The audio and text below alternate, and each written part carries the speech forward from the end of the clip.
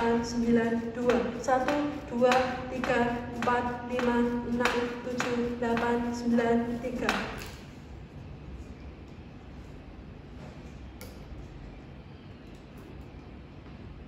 1, 2.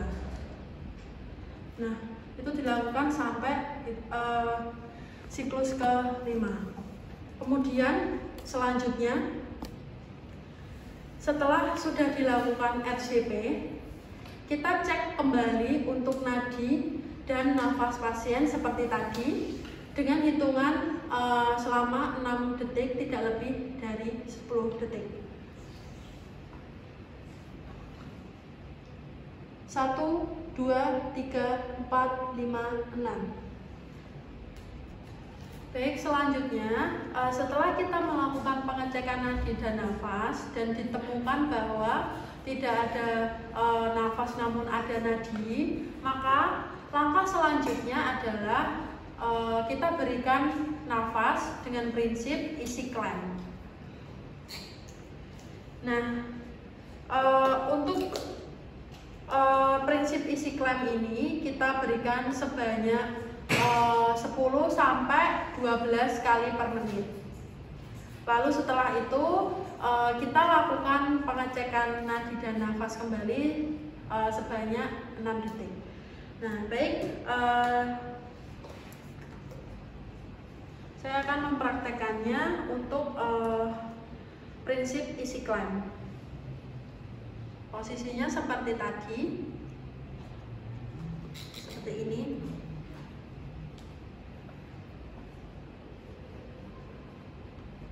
1, 1001, 1002, 1003, 1004.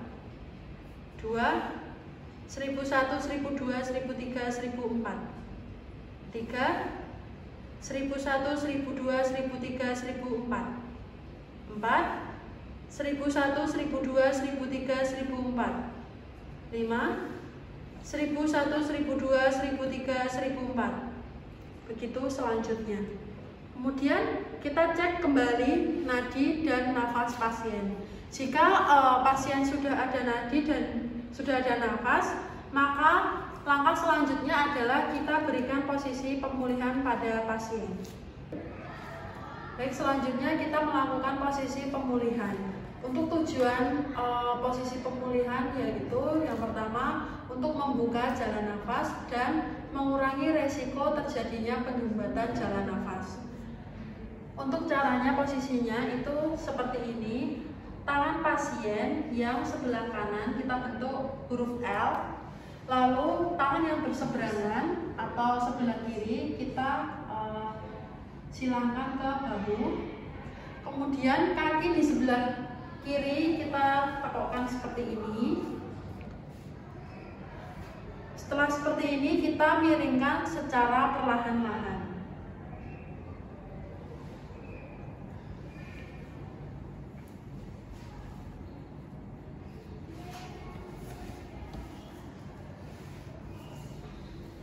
Baik, seperti ini untuk posisi pemulihan.